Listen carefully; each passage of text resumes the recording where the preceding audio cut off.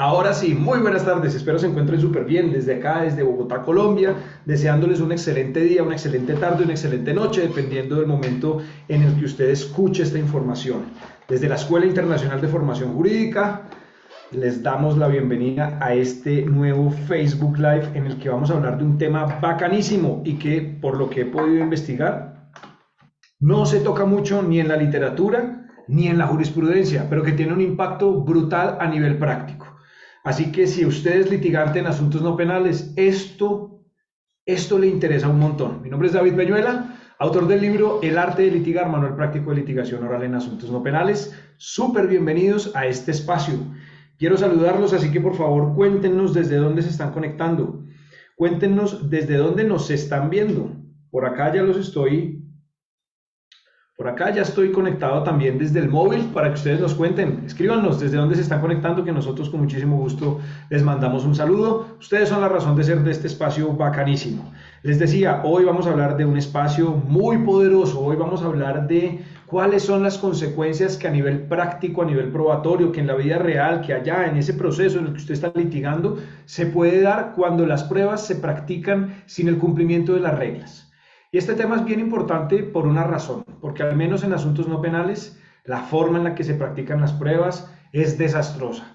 En un alto porcentaje, en un gran porcentaje de la práctica de la prueba testimonial, bueno, y en general de las pruebas, se lleva a cabo sin la regularidad, sin el ajuste, sin la aplicación de las reglas propias. Y entonces las pruebas terminan practicándose realmente muy mal. La pregunta es, ¿cuál es la consecuencia? Pero entonces, después de esa pregunta, quiero hacerle otra pregunta, que de hecho nunca la hemos abordado en espacios académicos, pero que vale la pena hacerla en este momento. ¿Por qué se daría esa consecuencia que vamos a ver? Es decir, la primera pregunta que encierra este Facebook Live es ¿cuál es la consecuencia que se podría dar a consecuencia o por razón de que se adelanten pruebas, se practiquen pruebas sin el cumplimiento de los requisitos, de las reglas propias que establece el legislador? Primera pregunta, ¿cuáles serían las consecuencias? Y la pregunta es el porqué de esas consecuencias. Porque cuando nosotros entendemos el porqué, entendemos la importancia de la sanción. Vuelvo a repetir la idea porque es bien importante. Cuando usted entiende el porqué de la consecuencia, usted va a entender. Luego de eso la pregunta es, ¿y por qué? ¿Por qué esa consecuencia? Y cuando usted entiende esa consecuencia, va a poder entender la importancia de la sanción y lo que hay detrás de la sanción. Y eso es bien importante. Así que vuelvo y repito, bienvenidos a todos ustedes. Por favor, cuéntenos desde dónde se están conectando. Diana Jiménez dice, bienvenido, buenas tardes, doctor David, gracias por compartir sus conocimientos. Dianita, gracias. Cuéntenos desde dónde se están conectando. El tema de hoy es bien importante y tiene una implicación práctica súper valiosa y que muy pocas personas, al menos en los libros de derecho probatorio que yo he visto, colombianos, por supuesto, pues aborda. Tal vez no solo quiere decir ni que los libros sean malos, ni que no tengan la suficiente información, simplemente se centran en temas diferentes. Ok, dicho eso, ¿qué consecuencias existe por el hecho de que las pruebas respecto de cuya práctica se solicita se practiquen sin el cumplimiento de los requisitos? Bueno, para eso tenemos que ir al artículo 29 de la Constitución colombiana. Y estoy seguro que en la Constitución, no solo colombiana, sino en cualquier constitución, ustedes van a encontrar las mismas consecuencias. Y las consecuencias seguramente ustedes las van a mirar y las van a poder observar en el orden del debido proceso. Así que si usted está en otra legislación, vaya rápido por su Constitución y vaya rápido tal vez también por su código de procedimiento, el que corresponda, o código general del proceso, y verifique asuntos relacionados con el debido proceso y las consecuencias del incumplimiento del debido proceso. Así que cuando uno mira el artículo 29 de la Constitución colombiana, el artículo de la Constitución colombiana le dice lo siguiente, el artículo 29, que es el artículo insignia, marco, digamos, bajo el cual se ampara el debido proceso, por supuesto el derecho de aportar pruebas, de contradecir pruebas, pero también la consecuencia que se da cuando la práctica de la prueba testimonial y en general de todas las pruebas no se da conforme a los parámetros establecidos por el legislador. Así que voy a compartir en pantalla el artículo 29 de la Constitución para que las personas que están ahí conectadas lo puedan ver. Y el artículo 29 de la Constitución le dice lo siguiente. Le dice artículo 29, el debido proceso se aplicará a toda clase de actuaciones judiciales. Vámonos realmente a esta última parte que es donde realmente está el meollo del asunto. Toda persona se presume inocente mientras no se le haya declarado judicialmente culpable.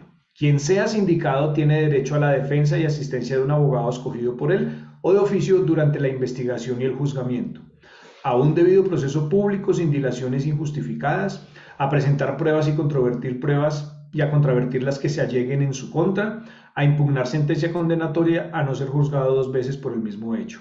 Y mire lo último, es nula de pleno derecho la prueba obtenida con violación del debido proceso.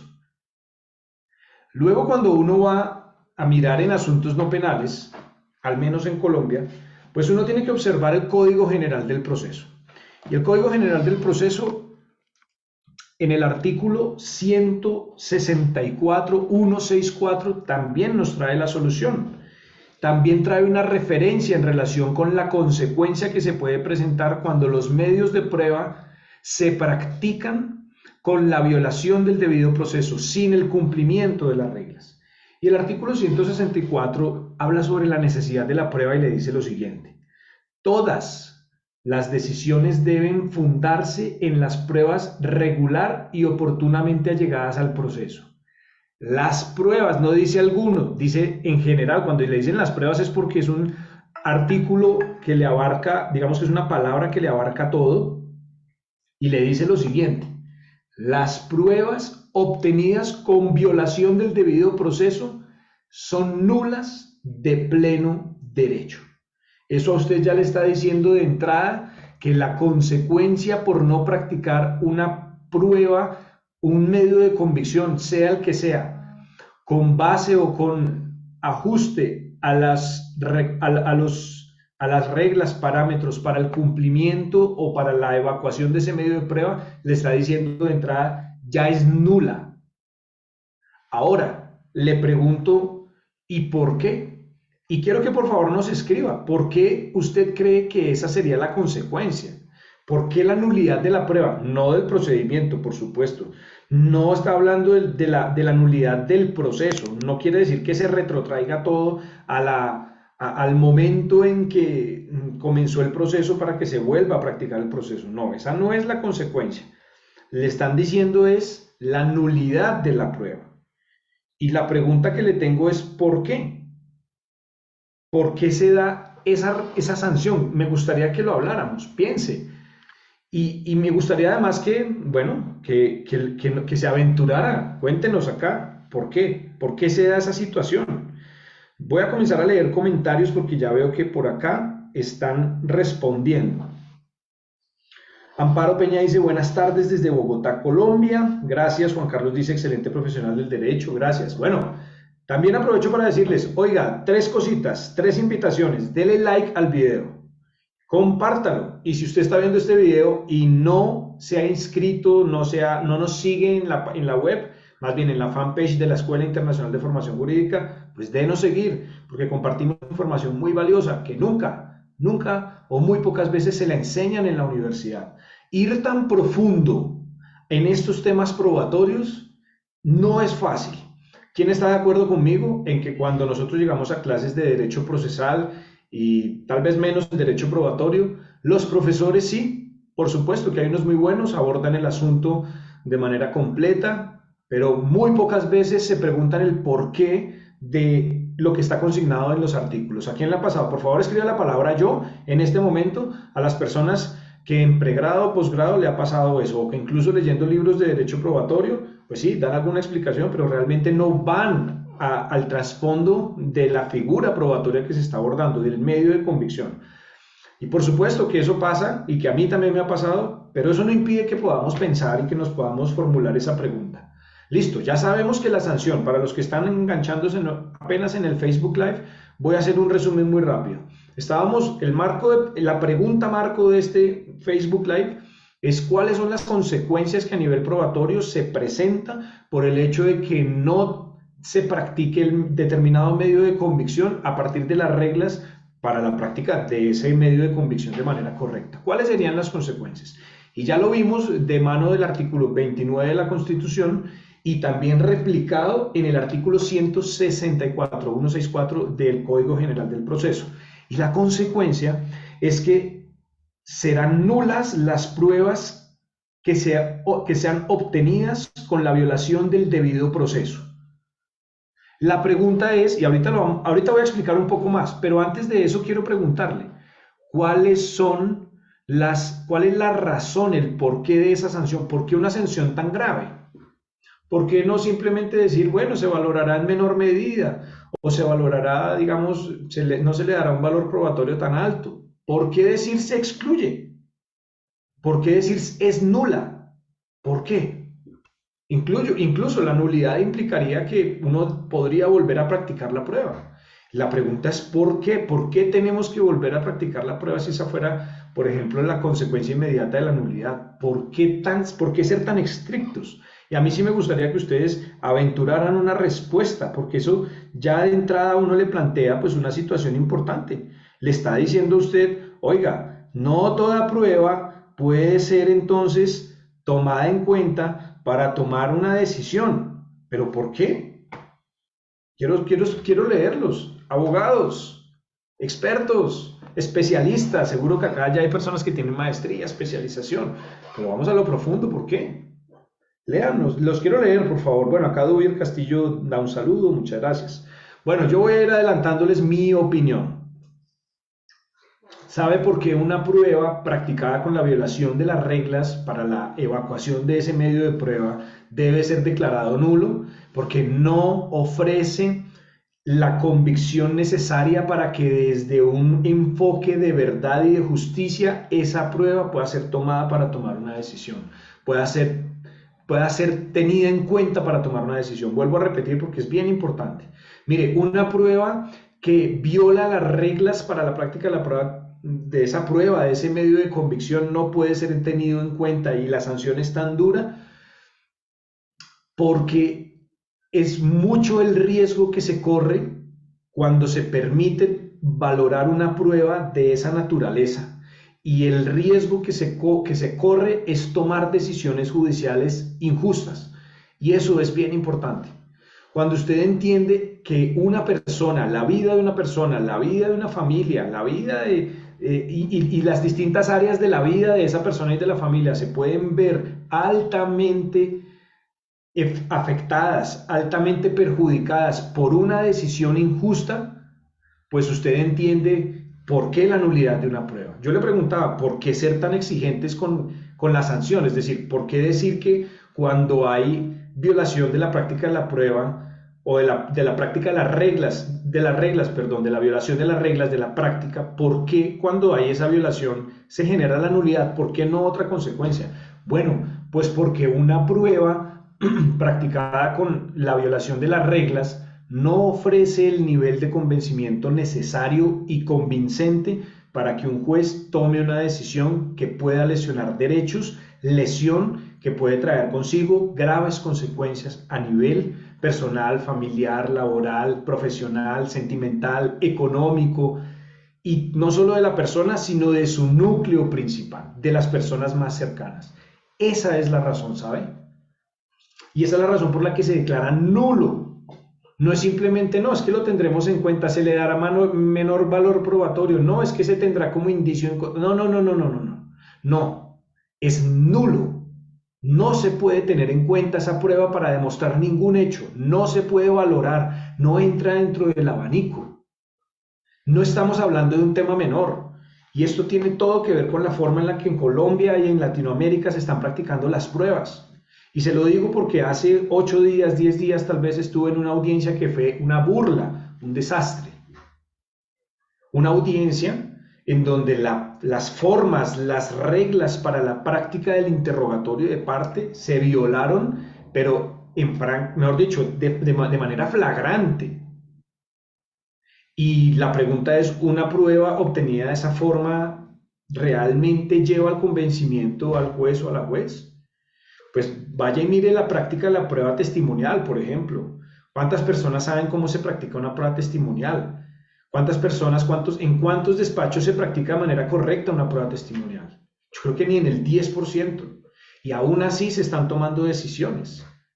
Quiero que vaya, por ejemplo, al artículo 220 y 221. Y el artículo 220 del Código General del Proceso le habla sobre las formalidades del interrogatorio de terceros. Esto se da dentro del capítulo de la práctica de la prueba testimonial.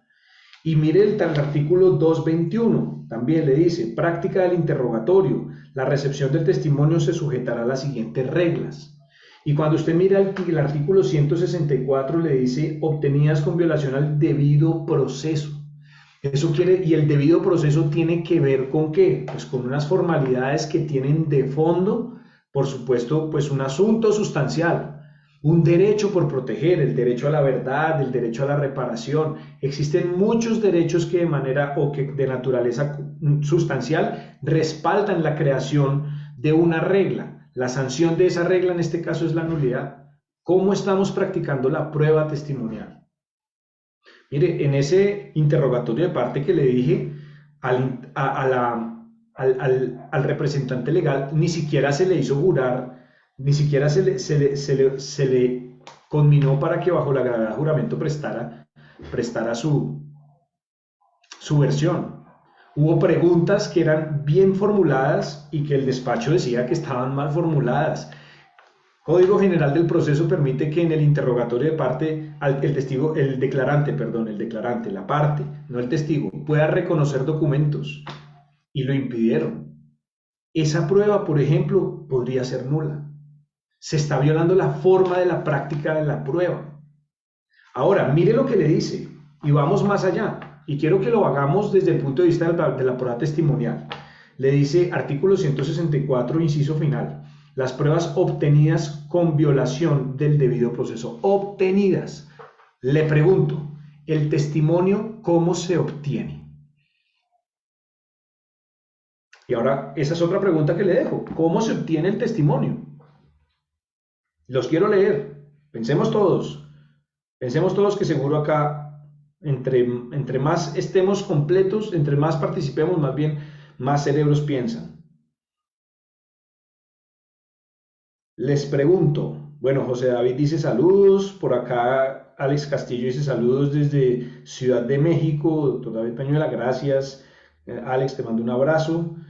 Les pregunto, entonces, queridos, ¿cómo se obtiene la prueba testimonial?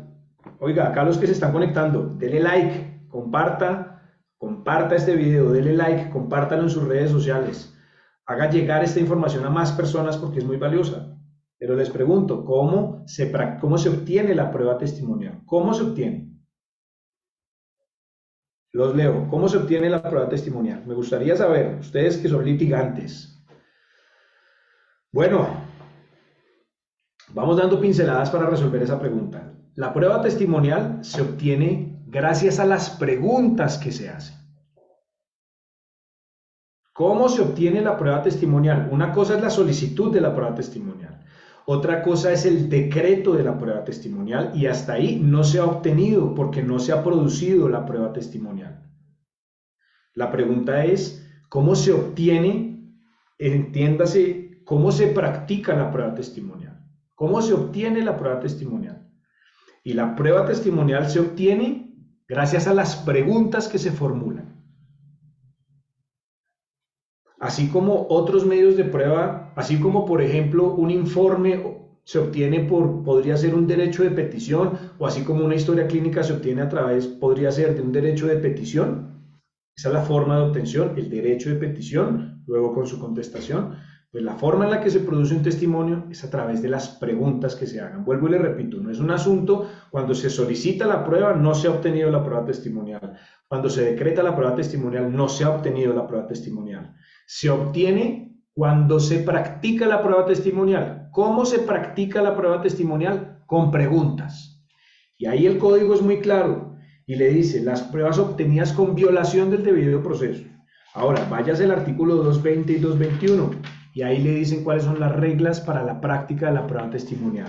Y si luego se va al artículo 202, que tiene que ver con la práctica del interrogatorio de parte, que son dos medios de prueba diferentes.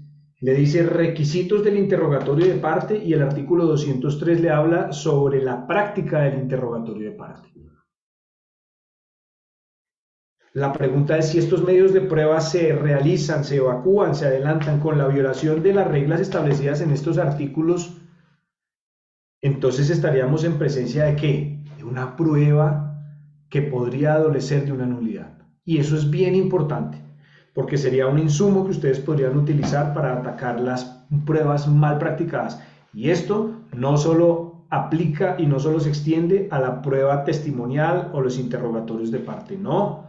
A todo medio de prueba. ¿Acaso el artículo 164 dice cuando las pruebas declarativas o que impliquen una declaración en juicio, entiéndase peritaje, entiéndase careo, entiéndase interrogatorio de parte, entiéndase testimonio, serán nulas? No, le dice las pruebas obtenidas, todas, cualquiera. Y acá usted va desde la prueba documental, desde las pruebas extraprocesales, desde el juramento, todas absolutamente, desde la inspección judicial adelantada en términos o en violación de las reglas para la práctica de esa prueba, pues por supuesto que tendrá que ser nula. Los indicios, bueno, los indicios son más bien como una construcción mental o parten de la base de una inferencia, documentos, por supuesto, todo eso tiene que ver con el debido proceso. Así que, queridos, quiero que tengan muy claro, mucho cuidado con la práctica de la prueba testimonial, mucho cuidado con las reglas de la práctica en general, no solo de la testimonial, sino de todas las pruebas. Porque si usted no adelanta de forma respetuosa, todas estas medios de prueba, pues tiene que tener muy claro que se puede declarar la nulidad. Ahora, también quiero ser muy sincero, estamos hablando desde el deber ser, ¿no? Desde lo que corresponde, pero luego uno mirando la realidad, contrastando la realidad, es que muy pocas personas, muy pocos despachos acuden a esta figura. Pero creo que es por dos razones y por eso quiero decirlas para animarlos. Una, porque creo que muy pocas veces se propone. No he hecho un estudio científico y digamos que profundo para poder tener esta conclusión, pero pues cuando uno habla con los jueces, muy pocas veces hablan de estos temas. Usted podrá decir, usted, porque usted no ha preguntado. Pero pregúntele a sus amigos jueces y estoy seguro que en muy pocos casos se decreta la nulidad de una prueba. Pero vuelvo y repito por dos razones. Uno, por falta de solicitud. Así que los animo. Soliciten la nulidad de una prueba cuando esté mal practicada. Eso tiene una razón de ser y es que nada más y nada menos está violando el derecho al debido proceso. Nada más y nada menos. La columna vertebral de un sistema judicial en cualquier país. La columna vertebral, el debido proceso. Derecho a ser juzgado en franca lid con las reglas propias de un sistema judicial correcto. Aportar la prueba, controvertir la prueba. Y cuando la prueba esté mal practicada, se solicita la nulidad. Entonces tenemos que agarrarnos, para eso sirve también el sistema o las normas constitucionales, el derecho constitucional, y lo tiene replicado al menos en Colombia, Código General del Proceso, artículo 164, así de simple. Pídalo, sin miedo. ¿Qué es lo peor que le puede pasar? Pues que no, que le digan que no, pero por lo menos usted ya está construyendo el argumento. Pilas que esta prueba no está bien practicada, pilas que esta prueba no está bien practicada. Seguramente la segunda instancia tendrá más cuidado y pondrá todo su enfoque, por ejemplo, en esa. Cuando usted le está diciendo pilas, no estoy de acuerdo con esta sentencia de primera instancia porque esa prueba es nula, esa prueba no la debieron haber tenido en cuenta, porque esa prueba se obtuvo con la violación del debido proceso. Y si no le da ni en primera ni en segunda instancia, recuerde que todavía existe una figura en Colombia que se llama tutela contra providencia judicial. También lo puede intentar, pero inténtelo. Y la segunda razón por la que creo que realmente este tema no es como tan utilizado, pero si usted se da cuenta tiene una implicación absoluta que en este momento, si usted lo sabe utilizar, le puede poner dinero en el bolsillo, ganar casos. O sea, esta información es top, que en serio que, porque lo hablo con personas que han estado en maestría, en especialización, muy pocas veces la abordan a esa profundidad, en esos niveles, incluso de posgrado, pues incluso usted ya puede vuelvo y le repito, tener nuevos argumentos para ganar. Pero ¿por qué no está, por qué esta figura no es tan visible? Porque no se sabe de la práctica de la prueba. Porque las reglas, porque realmente no se tiene mucha claridad por parte del despacho, y lo estoy súper directo y lo digo así, por la mayoría de despachos en asuntos no penales hay jueces y juezas muy bien preparados, pero hay otros que no lo están y no están a la altura de su cargo y no están practicando bien las pruebas en términos generales. Entonces, cuando una persona que no sabe practicar las pruebas, pues recibe una solicitud de, oiga, no se está practicando bien la prueba, pilas porque acá puede haber nulidad, pues ahí viene que va a terminar pasando. Va a defender su posición a muerte, va a decir, nosotros sí hemos practicado bien las pruebas. Así que esa es un poco también la razón por la que no se presenta con frecuencia, pero está ahí, utilícela. Constitucionalmente usted tiene todo el derecho.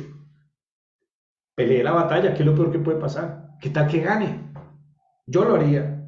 Y si tengo la necesidad, lo hago. Así que, pilas, usted lo único que está haciendo es invocando un derecho, nada más y nada menos. Usted no se está inventando ninguna figura. Artículo 164, y respaldado nada más y nada menos con el artículo 29 de la Constitución. Imagínense eso. Así que chicos, de esta forma, hoy cerramos nuestro Facebook Live. Espero les haya aportado algo. Por favor, cuéntenos desde dónde se están conectando. Bueno, por acá voy a leer comentarios así rápido. A ver. Espérenme que estoy por acá. Oiga, les digo nuevamente, denle like, comparta el video y si no nos sigue, si usted está viendo esto y no nos sigue, síganos en este momento. A ver. ¿La nulidad de la prueba se debe solicitar inmediatamente practicada la prueba? Yo creería que sí, una vez practicada la prueba, creo que debería solicitarse, pero tampoco creo que eso dé lugar para que, por ejemplo, tú antes en unos alegatos de conclusión, por ejemplo, o antes de los alegatos solicites la nulidad. No, no veo por qué no pudiera ser así. Acá Juan Pablo dice que la prueba testimonial no se produce con las preguntas, sino con las respuestas. Hermano, ¿y cómo se producen las respuestas? Pues con las preguntas. Y si no fuera así, te pregunto, ¿y entonces por qué se establecen unas reglas para la formulación de preguntas? ¿Y por qué esas preguntas o esas reglas tienen una herramienta de cumplimiento que se llama objeciones? ¿Por qué? Si la verdad, si las preguntas no fueran importantes, si a través de las preguntas no se produjera el testimonio, pues no tendría razón de ser una objeción. Simplemente tengamos en cuenta lo que dice el testigo, porque la única forma en la que se produce el testimonio es con las respuestas. Entonces, para qué prestarle atención a las preguntas? Vuelvo a repetir la idea. Si lo único importante, como dices tú, es las respuestas del testigo, porque eso es lo que produce la prueba testimonial, es decir, se produce la prueba testimonial solo con las respuestas, pues entonces, ¿para qué ponerle tanto meollo al tema de las preguntas? ¿Por qué existe un catálogo de reglas para formular las preguntas y por qué existen más o menos 24 objeciones para hacer cumplir esas reglas? ¿Qué sentido tiene? Si no fuera importante, pues en las preguntas en la práctica de un testimonio o de un interrogatorio de parte, pues no tendría sentido que el legislador dijera: póngale cuidado a las preguntas porque las preguntas mal formuladas deben ser objetadas. Es porque la pregunta es un insumo importante para la producción de la prueba. Porque si no, créeme que no tendría ningún sentido y eso tiene todo que ver con la espontaneidad. Si quieres mirar más sobre el tema, puedes comprar mi libro o el libro que tú consideres en el que se puede investigar sobre el tema de la espontaneidad. María del Pilar Rodríguez dice: cuando se realizan delante de un juez. No entiendo el comentario. Bueno, y John Vega dice: la solicitud. No, esto ya lo habíamos mirado. Bueno, chicos, vámonos a almorzar porque Aleida Batista. Oye, qué chévere Aleida. Aleida es nuestra estudiante de Panamá. Qué chévere. Saludos. Saludos, Aleida. Un abrazo gigante. Saludos desde Lebrija, dice José David Galindo. ¿Eso queda en Colombia? ¿Dónde es? Cuéntanos, José David. Bueno, listo, queridos, les mando un abrazo gigante. Espero se encuentren muy bien. Nos vemos en el próximo Facebook Live, que yo creo que lo tendremos tal vez ya la otra semana. Ahora sí como en las tardecitas, tardes, noches y no tan temprano. ¿Listo? Les mando un abrazo y tengan excelente almuerzo.